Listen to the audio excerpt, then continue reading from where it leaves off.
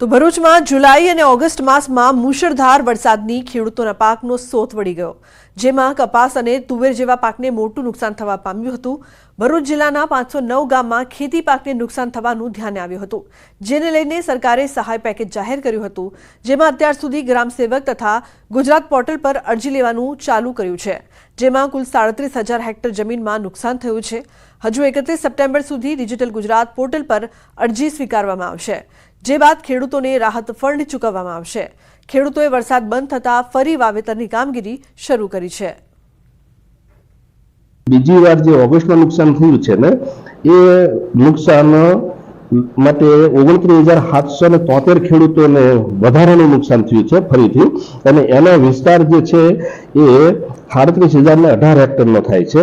તો એનો પણ સર્વે પૂર્ણ થઈ ગયો છે અને એનો રિપોર્ટ અમે અમારી વડી કચેરીને મોકલેલો છે। તો એનું મેમોરેન્ડમ ભારત સરકારને મોકલી અને ફરીથી ગુજરાત સરકાર પેકેજ ડિક્લેર કરશે। તો રાજકોટની અંબિકા ટાઉનશીપ વિસ્તારમાં દેશી દારૂના અડ્ડા પર જનતા રેડ બાદ આરએમસી એક્શનમાં આવી છે। બુટલેગરના ગેરકાયદેસર દબાણ પર બુલડોઝર ફેરવવામાં આવશે।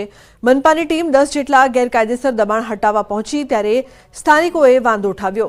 સ્થાનિક આગેવાનોએ મધ્યસ્થી કરતા બાંધકામ તોડી પાડવાની કામગીરી અટકાવાઈ હતી, તો બિલ્ડર ભૂમાફિયાઓ અને મનપાના અધિકારીઓની મિલીભગતથી બાંધકામ તોડાઈ રહ્યા હોવાનો સ્થાનિક આગેવાનોએ આરોપ લગાવ્યો છે। દસ્તાવેજ હોવા છતાં ડિમોલિશન કરાઈ રહ્યું હોવાનો આરોપ લગાવ્યો, તો પૂર્વ ધારાસભ્ય સિદ્ધાર્થ પરમારે ગરીબોને મનપા વૈકલ્પિક જગ્યા આપે તેવી માંગ કરી। રાજકોટના બિલ્ડરો પ્લસ ભૂમાફિયા કોર્પોરેશનના અધિકારીઓ સાથે સાંઠગાંઠ કરી એ જગ્યા કોઈ પ્રકાર લઈ લીધી છે। આ જ અધિકારીઓ કોર્પોરેશનના અધિકારીઓને બેફામ પૈસા આપ્યા છે કે આ 10-12 મકાનો જે છે કાચા મકાનો છે, એટલે એની જમીનની કિંમત વધારવા માટે આ લોકો કોર્પોરેશનમાં પૈસા આપી અને એનું ડિમોલેશન કરવા માટે કોર્પોરેશનને મજબૂર કર્યું છે। એટલે આવનારા દિવસોમાં અમે કહેવા માંગીએ છીએ, અને જમીન ઠાકર જે ન્યુસન્સની વાત કરે છે, દલિતો ન્યુસન્સ છે, તો હું કહેવા માંગુ છું કે સાધુ વાસવાણી રોડ ઉપર કમલેશભાઈ મીરાણીનું જે ગેરકાયદે બાંધકામ કરેલું છે, તો અહીંયા તમે કેમ ચૂપ છો? આ જમીન એ લોકોએ વેચાતી લીધી છે, ઘૂસી નથી ગયા। જો વેચાતી લીધી હોય અને તમે રોડ બનાવવા માંગતા હો તો અમે કોર્પોરેશનની કાર્યવાહીમાં ડિસ્ટર્બ કરવા માંગતા નથી। રાજકોટનો વિકાસ થતો હોય તો એમાં એમને વાંધો નથી, પણ ગરીબોના ભોગે વિકાસ નહીં। તમે એ લોકોને અહીંથી ડિમોલેશન કરીને હટાવવા માંગતા હો તો એને ક્યાંક જગ્યા આપો। તો અમરેલી જિલ્લામાં ગેરકાયદેસર ખનન અને ખનીજ ચોરી સામે આવી છે। ખાણ ખનીજ વિભાગે કાર્યવાહી કરી છે। ખનીજ ચોરીને અંકુશમાં લાવવા માટે અલગ અલગ વિસ્તારમાં દરોડા પાડ્યા છે। ગોખરવાડા ચાંપાથડમાં શેત્રુંજી નદીમાંથી 3 ટ્રેક્ટરને પકડ્યા, જ્યારે ધાતરવડી નદીમાંથી 4 ટ્રેક્ટર જપ્ત કર્યા છે। ખાણ ખનીજ વિભાગે 7 ટ્રેક્ટર સાથે 28 લાખનો મુદ્દામાલ જપ્ત કર્યો છે। અમદાવાદના નવા વાડજમાં જાહેરમાં તલવાર વડે જન્મદિવસની ઉજવણી કરતો વિડીયો વાયરલ। વાડજ પોલીસે 5 લોકોની ધરપકડ કરી છે। આરોપી હિતેશ ઉર્ફે ગાંધી ઠાકોર, કૃણાલ પરમાર, શૈલેષ પરમાર, પ્રકાશ ઠાકોર અને મહેશ ઠાકોરની ધરપકડ કરી છે। જન્મદિવસ આરોપી કૃણાલનો હતો, ત્યારે પોલીસે 5 આરોપીઓની ધરપકડ કરીને વધુ તપાસ શરૂ કરી છે।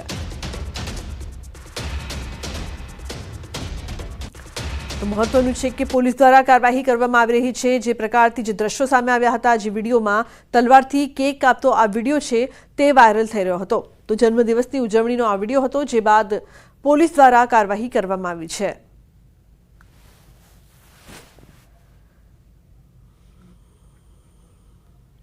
દાહોદમાં હેવાન આચાર્યને સાથે રાખીને રિકન્સ્ટ્રક્શન કરવામાં આવ્યું। પોલીસે આરોપીને સાથે રાખીને રિકન્સ્ટ્રક્શન કર્યું।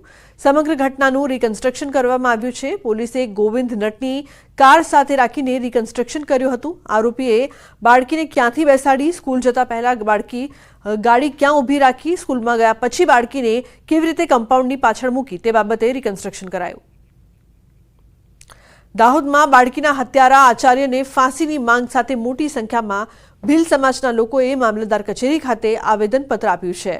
સિંગવડ તાલુકાના તોરણી પ્રાથમિક શાળાના આચાર્ય ગોવિંદ નટે 6 વર્ષીય બાળકી સાથે દુષ્કર્મ કરવાના પ્રયાસો સાથે હત્યા કરી હતી, જેને લઈને આદિવાસી સમાજમાં રોષ છે। ઝાલોદ અને બરવાડા મામલતદાર કચેરી ખાતે આવેદનપત્ર આપવામાં આવ્યું।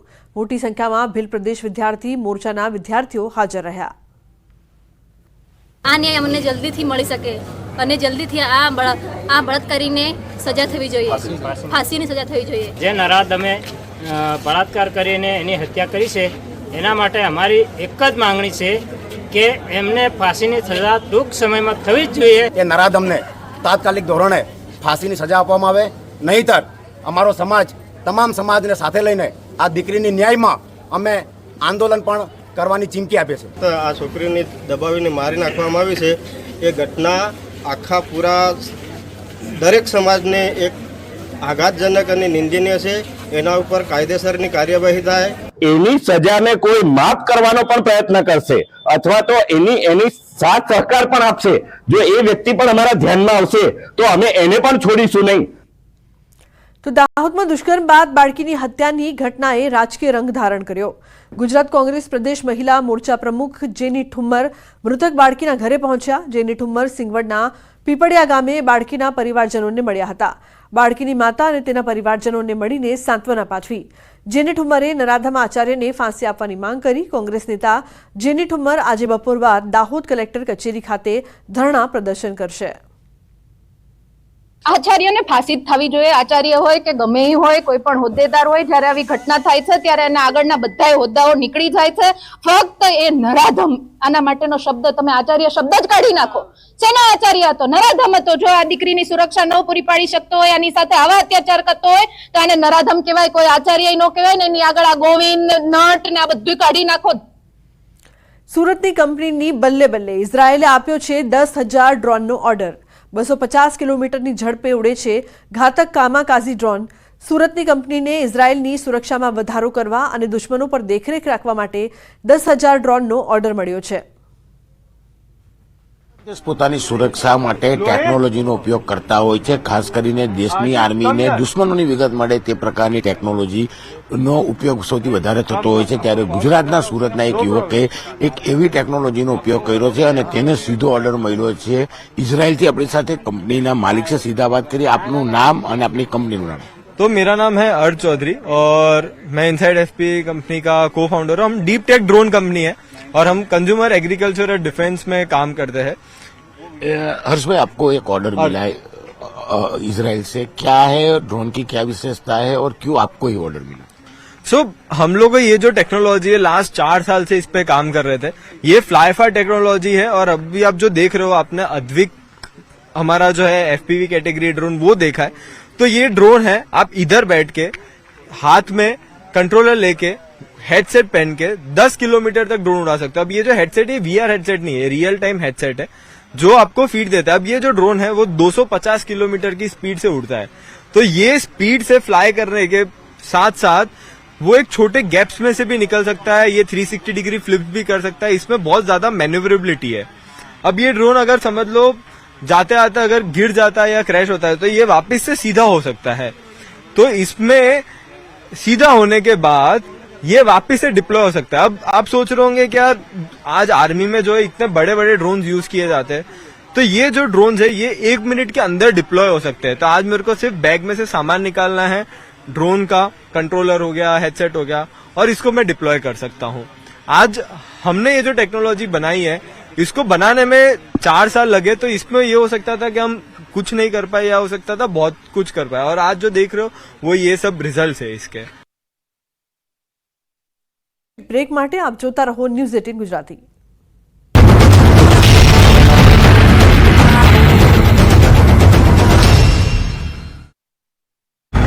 ગાજવીજ સાથે તોફાની વરસાદ વરસ્યો. વલસાડની સાથે ધરમપુર, પારડી, વાપી અને ઉમરગામ તાલુકામાં પણ છૂટોછવાયો વરસાદ નોંધાયો. સતત 4 દિવસથી જિલ્લામાં વરસાદી